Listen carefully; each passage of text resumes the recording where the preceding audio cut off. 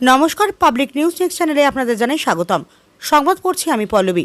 পশ্চিম থানার ঐতিহ্যবাহী পিসি বরজালেঙ্গা এইচএস স্কুলের প্রাক্তন শতাধিক সম্মানিত ছাত্রছাত্রীদের উপস্থিতিতে শনিবার স্কুলের অ্যালুমিনি কমিটি গঠন করা হয়।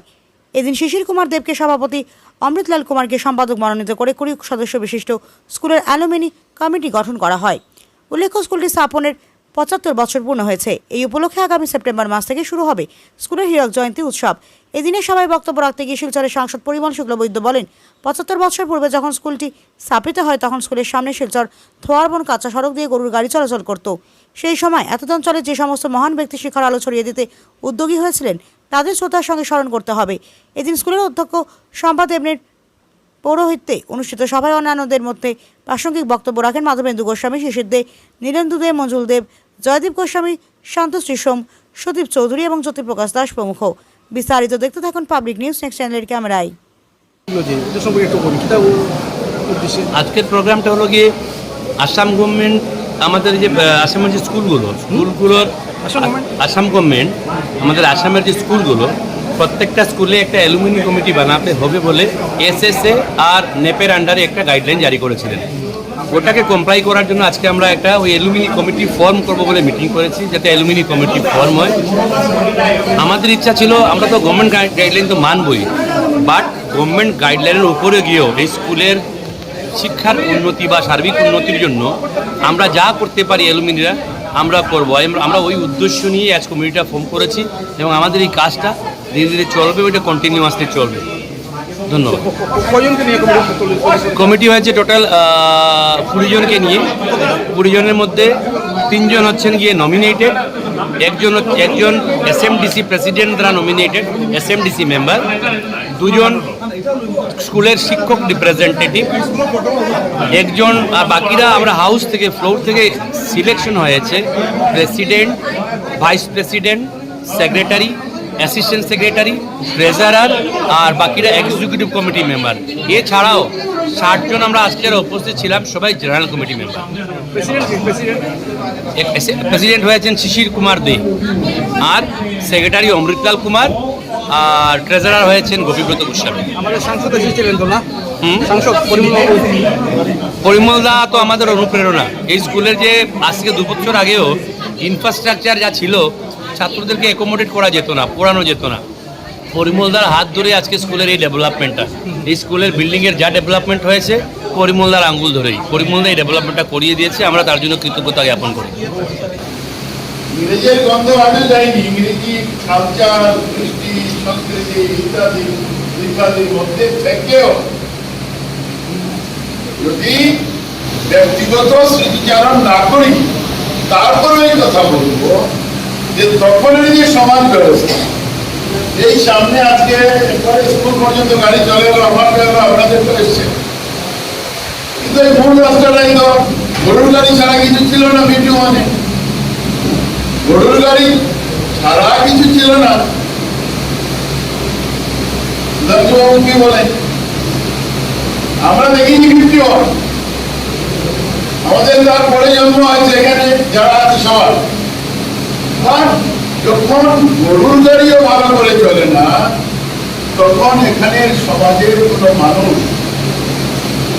যারা জমি দিয়েছেন, যারা কাজ করেছেন, যারা ছাত্র জোগাড় করেছেন, যারা শিক্ষক জোগাড় করেছেন, আজকের দিনে যদি এখানে স্মৃতিচারণ করতে হয়, আজকের দিনে যদি এই কথাগুলো বলতে হয়, তাহলে আমি অ্যালুমিনি যারা আপনারা আছেন, আমিও আছি, আমি এখানে এমপির পরিচয় নিয়ে আসিনি, আমি এসেছি তো এখানে প্রাক্তন ছাত্র।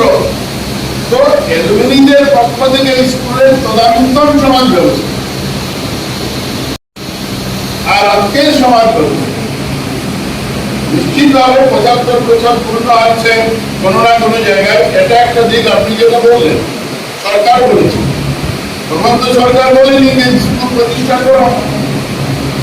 আজকের সরকার বলছে, যে কোনো সরকার হোক, কিন্তু যারা করেছে তাদের সম্পূর্ণ ইতিহাস আমি অনুরোধ করব যে প্রথম দিন থেকে আরম্ভ করে আজ পর্যন্ত যারা শিক্ষকতা করেছেন, যারা হেডমাস্টার ছিলেন, তাদের সম্পূর্ণ ইতিহাস, এই অঞ্চলের সমাজ ব্যবস্থা, এই অঞ্চলের সমাজ ব্যবস্থা। কারণ আজকে আজকের দিনের ছাত্রছাত্রীরা তারা এই কথাটা বুঝতে পারবে না তখন কিছু কেউ বুঝতে পারবে না, কারণ এখন ছাত্র আসে, আসার সময় অসুবিধা নেই, যাওয়ার সময় অসুবিধা নেই, তার হাতে মোবাইল আছে, সে দেখে যাচ্ছে, ভালো জিনিসই দেখে যাচ্ছে, দেখছে। এখানে যদি রেজাল্ট পিরিয়ড থাকে তাহলে এখানেও এটার মধ্যে মত আছে, তার বন্ধুও নেই, বান্ধবও নেই, তার সহযাত্রীও নেই, কারণ সে আসছে গাড়িতে বসে আসছে, তার আছে কিছু আছে, তো সাংবাদিকতাও করো আর রাজনীতিও করো। এই ক্ষেত্রে জিনিসটা বুঝি না, আগেকার মানুষের তো হাতে মোবাইল নেই, কয়টা বই ভালো করে ব্যাগ রাখার ব্যবস্থা, ব্যাগের আবিষ্কারই হয়তো কতগুলি হয়নি। ওই সময়টায় মানুষ এসছে, তার পাশ দিয়ে গরুর গাড়িটা হাম্বা হাম্বা করে আর একটু তাবুক মারছে, গরুর গাড়িটা চলছে। ওই সময়ে শিক্ষার চিন্তন মাথায় রেখে সংস্কারের চিন্তন, সমাজকে সংস্কারিত করতে হয় মাথায় রেখে ওই সময় যারা স্কুল স্থাপনা করেছেন, যারা শিক্ষা দিয়েছেন, যারা শিক্ষা নিয়েছেন, তাদের মানসিকতা একটু আমার মনে হয় একজন বর্জালকা হাই স্কুল অনেক রত্নগর্ভা,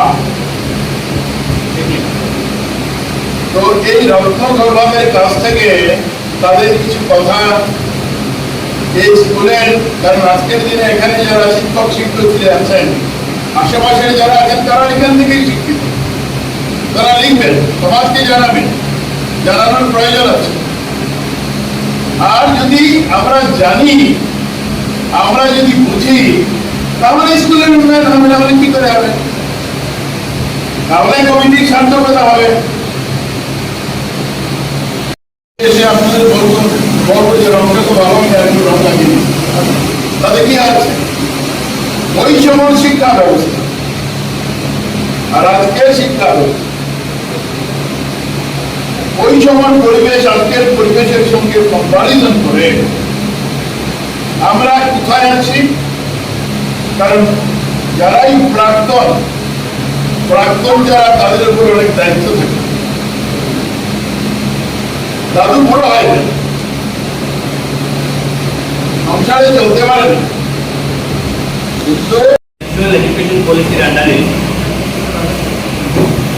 প্রত্যেকটা স্কুলে বর্তমান এবং গৌরবময় ইতিহাসের বিরুদ্ধে হিসাবে কাজ করার জন্য যাদেরকে প্রাধান্য দিয়েছে গভর্নমেন্ট, স্কুল এবং নিজেদেরকে, তাদের নিয়ে আমরা একটা মিটিংয়ে আজকে বসি।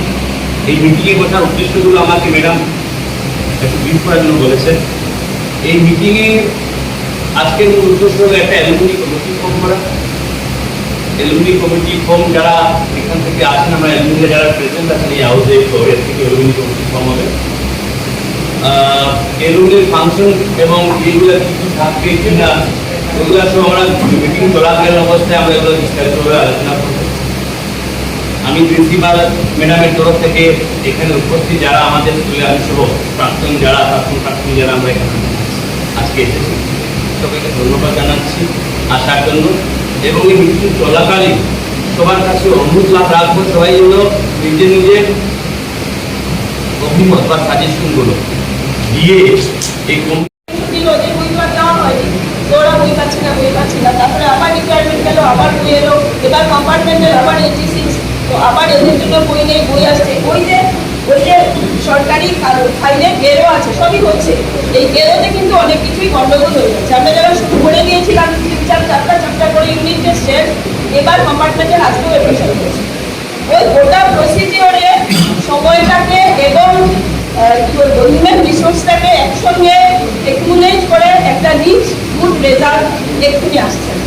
আমি আশাবাদী আগামী 10 বছরে 15 বছরে এসে স্কুলের কথা বলছি না, সামাজিক ক্ষেত্রে একটা ভালো জায়গায় আমরা পৌঁছতে পারবো।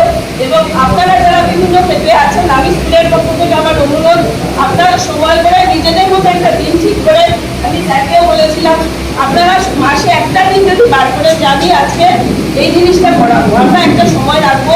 সেই সময়টা যে স্টুডেন্টরা, আমি এটাও বলছি না যে সবাইকে পড়াতে হবে, সবাই, আমরা তো সবাই লাস্ট বেঞ্চও আছে, লাস্ট বেঞ্চেও কিন্তু বসতে হয়, তো আমরা সবাই ভালো করে নেবে। আমি সেটাও আশা করছি না। ওরা যে জানছে, ওরা যে পড়তে পারছে, ওরা যে পড়ার প্রয়োজনীয়তাটা বুঝতে পারছে, এইরকম স্টুডেন্টই আমাদের কাছে বেশি। তো তবুও যারা রিসিভ করতে পারছে, যারা নিতে পারছে বা নিতে পারবে, এদেরকে আমরা বাছাই করে দেবো। আমরা সব রকম সহযোগিতা করবো। আপনারা যদি মনে করেন এক্সট্রা কারিকুলার অ্যাক্টিভিটি দেওয়া হবে, কারিকুলার অ্যাক্টিভিটি সব কিছু এটা কিন্তু একটা উর্বর জায়গা, আমাদের কাজ করার প্রচুর জায়গা রয়েছে এখানে। অনেকটা আসছে আমাকে ইনভাইট করার জন্য। এটা প্রথম মিটিং, যারা এখানকার যা টিচিং স্টাফ সবার প্রতি আমার সম্মানজনক শ্রেণীর মধ্যে প্রণাম। এছাড়া এখানে আমার ক্লাসমেট কুকুল গোস্বামী, একমাত্র ক্লাসমেট, ওকে আমার অনেক ভালোবাসা জানাই। আর অন্যান্য যারা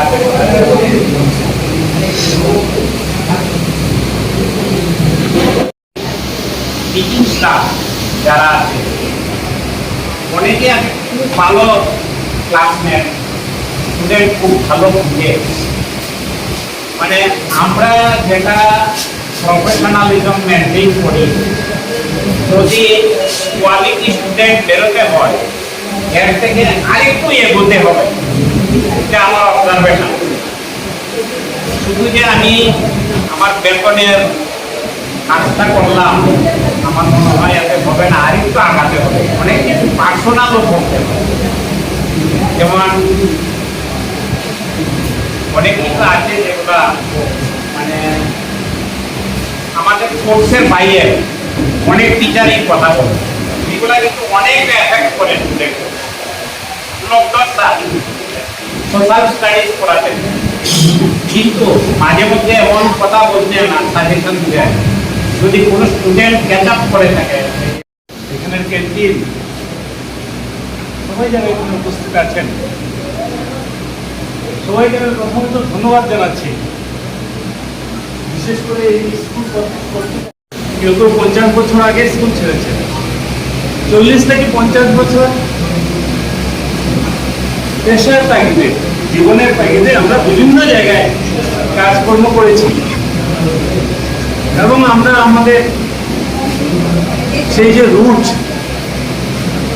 মাটির সঙ্গে সংশ্লিষ্ট আমাদের যে স্কুল, সেই যে শিক্ষা, বন্ধু বান্ধব, সবাইকে আমরা প্রায় ভুলতেই বসেছিলাম। আমি নিজেও রিটায়ার করেছি গত জানুয়ারি মাসে, অর্থাৎ আমিও এখন সিনিয়র সিটিজেন।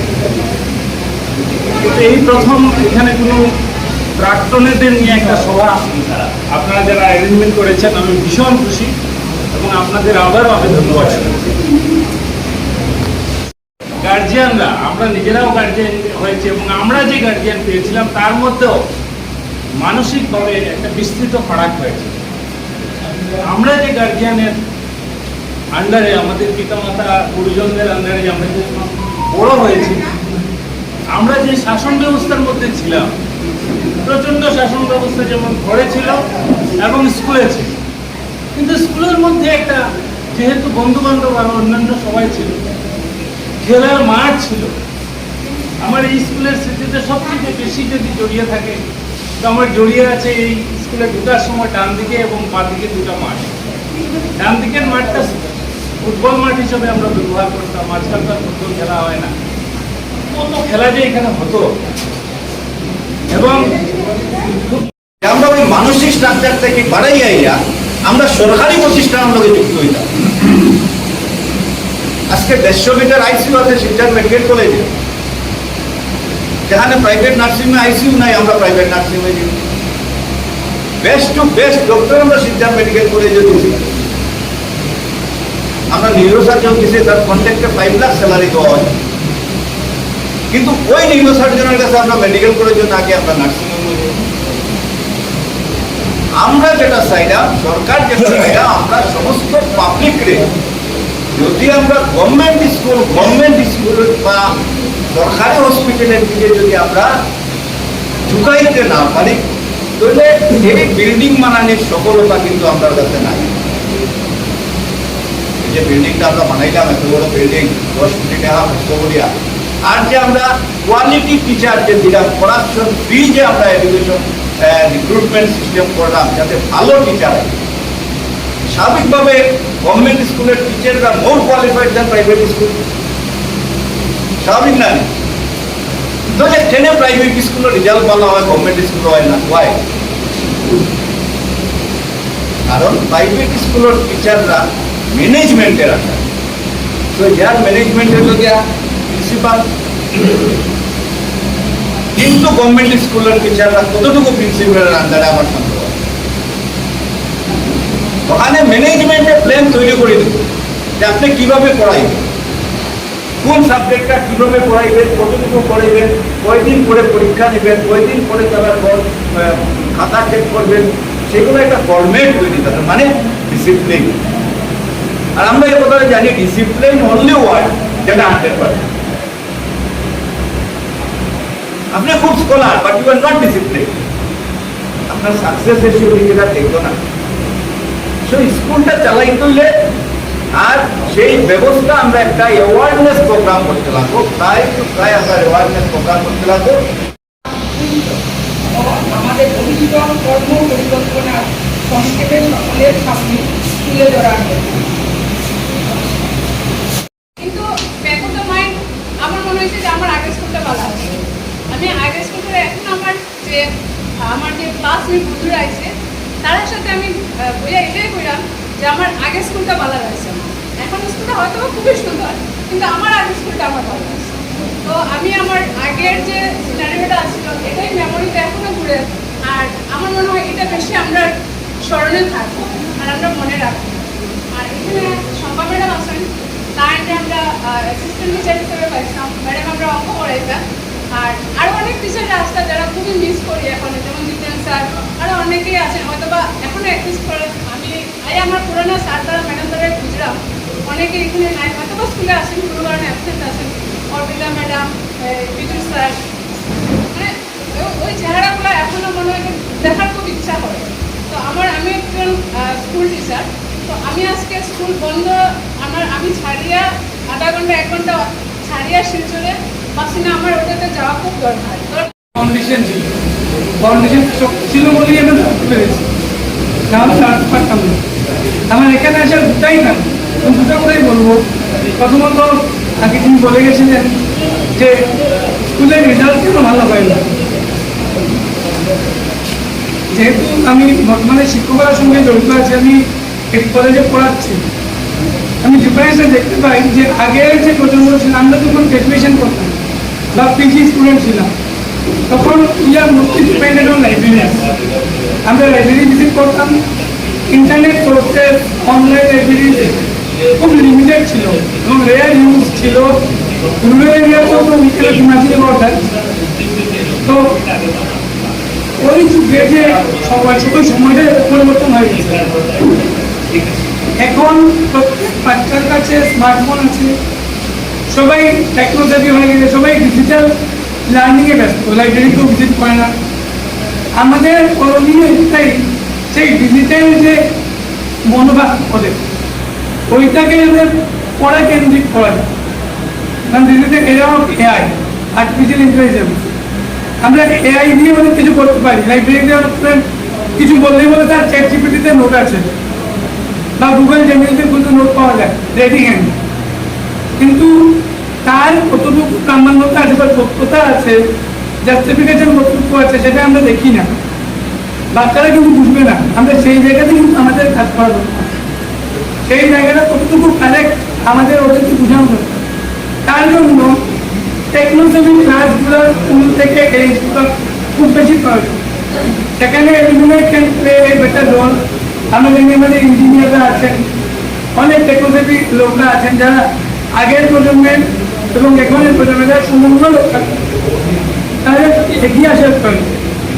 এবং যদি বলা যায় যে প্রত্যেক সরকারি স্কুলে রেজাল্ট কেন তলানিতে যাচ্ছে, তাহলে সরকার একটা ডিসিশন নিতে পারে।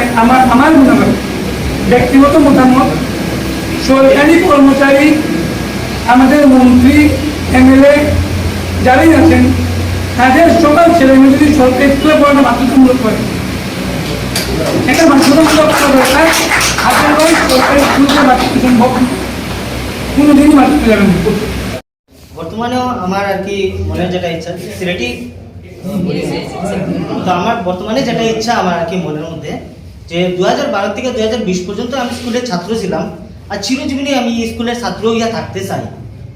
যেটা মানে আমার খুব ইচ্ছা, যখন কোনো কিছু প্রোগ্রাম হয় বা যে কোনো কিছু স্কুলের মধ্যে ফাংশন হইতো, আগে আমরা স্কুলের স্টুডেন্ট আসতাম, তখন সবসময় আইতাম স্কুলের মধ্যে, স্কুলের প্রোগ্রামের মধ্যে আমরা জড়িত থাকতাম, সব কিছু অর্গানাইজও আমরা করছি, অনেক কিছু আছে। তখন বর্তমানে যখন স্কুলটা পুরানা স্কুলটা ভাঙা করে নতুন স্কুল আমরা যখন বানানো হয়েছে, গভর্নমেন্টে আমরা স্কুল একটা বানাই দিয়েছে, যে এটার পরে আমরা স্কুলে মানে প্রথম কোনো ইনভিটেশন না পাইছি না, ঠিক আছে, তবুও কিন্তু আমরা আইসি স্কুলের মধ্যে আইয়া দেখছি কাজকর্ম কীরকম আছে, সব কিছু কীরকম চলে আমরা দেখছি। ম্যাডাম তারা বিলাসিতা ছাড়া কিছু ছিল না। আজকের দিনে প্রতিটা স্কুলে সরকারের দ্বারা আমরা দেখছি মিড ডে মিলের ব্যবস্থা করা হয়েছে, খাবার আছে, তারপরও কেন সরকারি স্কুলে আজকে এই অবস্থা হবে? বিনিয়োগ হচ্ছিল, আজকে সংস্কৃতির কথা বলা হচ্ছে, সংস্কৃতি ধরে রাখা, এগুলো নিয়ে কথা হচ্ছে, বলার জন্য বলা হয়েছে। আমি একটা মানে প্রশ্ন রাখতে চাইছি, এই দিকটা আমরা কেন ভাবছি না? আমরা বাজারে যখন যাই, আমাদের ভারতবর্ষে একটা কারেন্সি নিয়ে যায়, যাকে টাকা বলি। এই টাকাটার যদি একটা পিঠে ছাপ থাকে, অন্য পিঠ ফাঁকা থাকে, তাহলে কি ওই টাকাটা বাজারে চলবে? বাজারে চলবে না, দুটো পিঠেই তার ছাপ যায়। আর সেখানে আমাদের যে প্রাচীন বা ভারতবর্ষে যে ভারতীয় সিদ্ধান্ত, আমরা যাকে নিয়ে পাথেয় করে আমাদের ভারতীয় সংস্কৃতি চলছে, যে আমাদের অমৃতস্য পুত্রা বলা হয়, সেই যে সেন্সটা আমাদের, সেই যে মানসিক যে চিন্তাধারাটা আমাদের নিজেদের যে পরিচয়টা আজকে কোথায় গিয়ে আমরা দাঁড়িয়েছি, সেই বিষয়টা যেহেতু স্কুলটা সার্বিক শিক্ষার ক্ষেত্র বা মন্দির বলে আমরা ভাবি, সেখানে আমরা কতটুকু কি করতে পারছি, আর সেখান থেকে আজকের দিনে কেন আসছে না? তখন কি হতো, আজকে কি হচ্ছে? আজকের দিনে কোন সংস্কৃতিতে আমরা ধাবিত হচ্ছি? আজকের একটা যে মানে পড়াশোনার বিজ্ঞান শিক্ষা